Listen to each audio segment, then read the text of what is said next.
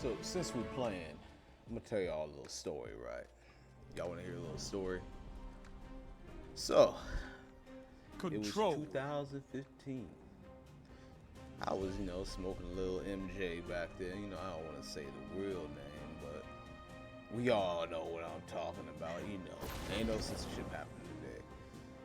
So, we I out know here, you it was can me fight, and my girl. For but the can sake you of this hold video, we're gonna territory? call her Kayla.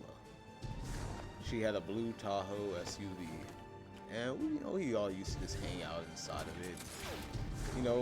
Light up a little MJ. Well, Enemy claims one Zone day it was C. me, my girl Kayla, my boy Drew, and my other boy. For the Zone purpose A of this captured. episode, Zone B he's gonna be called captured. Kendrick. You have zone advantage. So Kendrick had an obsession with airsoft guns, not just airsoft guns, but pellet guns. Right now, Kendrick was at least a around 220, 5'8" black man, had a little weight on him, and wasn't the kind of guy you would see in my neighborhood. My neighborhood was more of a, how should I put it, upper class white suburban area. So being one of the few black families that lived in that neighborhood, you Zone could C pretty much captured. Power guarantee play. that anything the pressure bad on. that would happen would be put on us, right? Zone So we B had a lost. very friendly neighborhood watch. We knew her personally. Me and my family did. We're really good friends with them. Well, it was about 11 o'clock at night. We were Zone lighting C up in the lost. blue Enemy Tahoe, has advantage. and my buddy sees a raccoon. Well, during this time frame, I had a pet cat. My pet cat name was Tivers, and he was missing. And I was like, wow, my cat's missing. I was like, I don't know where my cat is. And I saw the raccoon, and I was like, Zone what B if that raccoon captured. got my You cat? have zone advantage. So my boy Kendrick, he said, oh, don't worry about it. He gets out the truck, right? Fully hot box truck, so lets out a big ass cloud of smoke. And he goes to his trunk and pulls out his pellet guns, right? Now his pellet guns look like a Desert Eagle and a Zone A lost. AK-74U. Enemy has zone advantage. Not the type of guns or even imitation guns you would want to be carrying in a predominantly white neighborhood, being a around 230-pound black man. What he did next is very intriguing. So he went outside in the middle of the street again. It's about 11:30, probably about 12 a.m. right? In the middle of the street, carrying this AK-74 rifle. A car comes down the street. Now, being Zone at this C time, I'm captured. very You have paranoid advantage. when I'm at this point of a high. And a car comes down the street. I'm like, okay, it's like 11:30. Maybe they're coming home, right? And they drive all the way down the street. But they drive right past him. Zone C And as they lost. pass him, Enemy they has start going a little advantage. slower. Zone B lost. And I'm It's like, a power play. that doesn't Get those zones look back. too good. You see, I've been in Zone this C situation captured. before where a car like that passes by and goes at a kind of a slow speed after seeing something conspicuous. And the issue I have with it is that typically that means that they're very suspicious and they're probably going to call the cops. So about 10 minutes rolls by and he's still hunting for this flipping raccoon. Notice in the rearview mirror that same car has now exited the top of the neighborhood and left the neighborhood. Now, why would a car come into the neighborhood just to leave the neighborhood if they live in the neighborhood? I don't know. 10 minutes, that's a lot of time passing by, but I digress. Continuing the story, we see him down the street and we're like, okay, well, he's just living his life, whatever. He comes back up the street, he switches out the AK-74U for his pistol. It's a pellet pistol. So we're not really paying any mind to it. But the next thing that happens is what really drives me to shit. The car comes back, right? But the thing is, the car didn't just come back.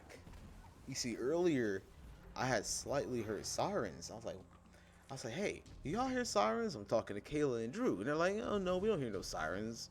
But then Drew was like, I think I might have heard sirens, but I'm not too sure. So I'm like, maybe I'm just being paranoid, right? Because again, I'm usually paranoid when I'm high.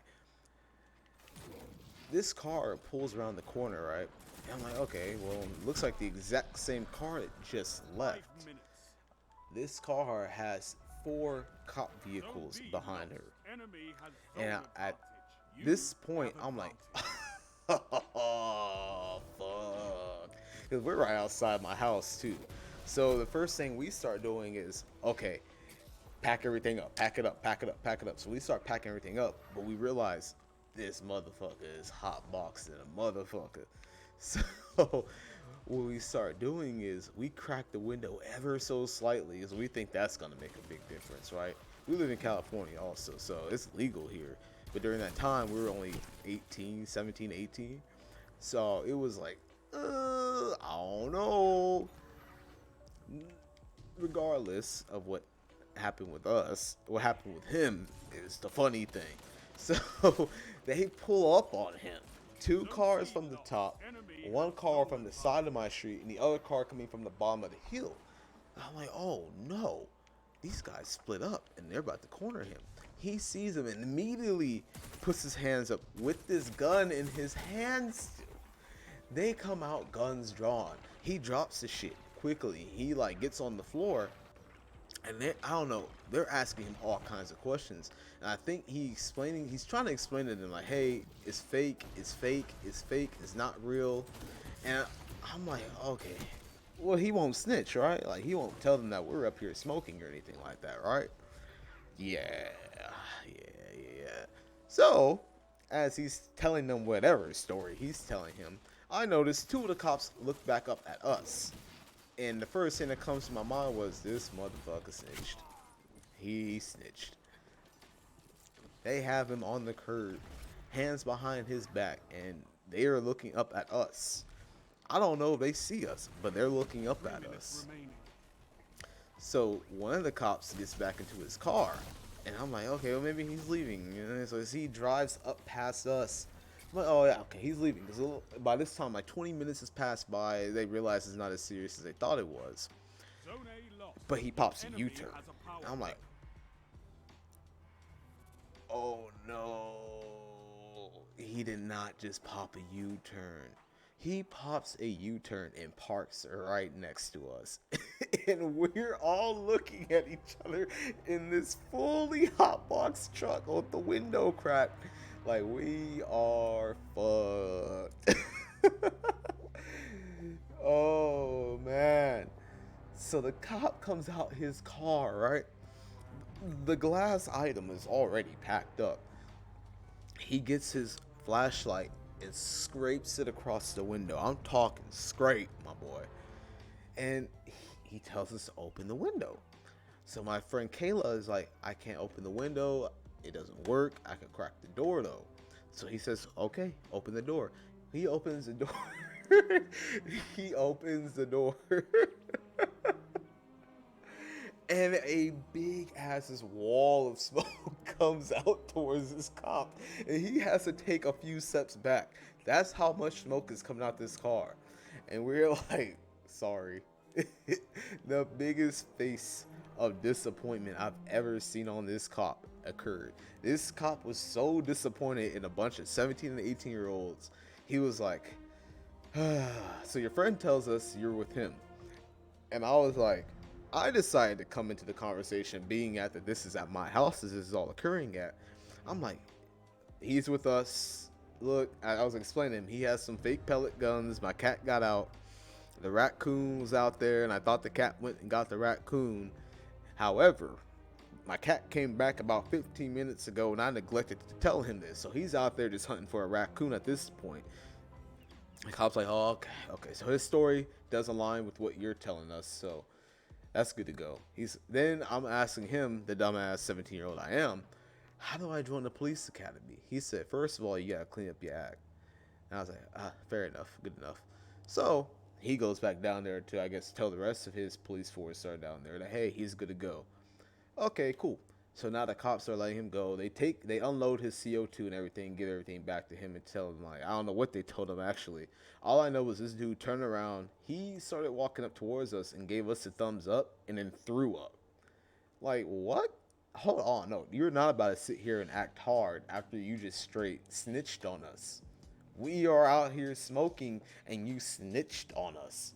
He came back to the car. He's like, hey guys, he's like, can I join you? We said, no, no, go home, go home. We don't want you here no more. You just snitched on us. Why would we want you here? Why would we want you here? He killed the whole vibe. We were smoking through half an ounce that night, and he killed the whole vibe of it. We packed up, kicked him out, and we said, let's go to the backyard. Like, we were going to the backyard. There ain't no way in hell that just happened. This isn't the first time we had a run-in with the police either. No. This ain't the first time. The first time is for another time. But for this time, hey, I hope y'all enjoyed that story. Like I said, leave a like, subscribe, follow twitch.com, Gillygames.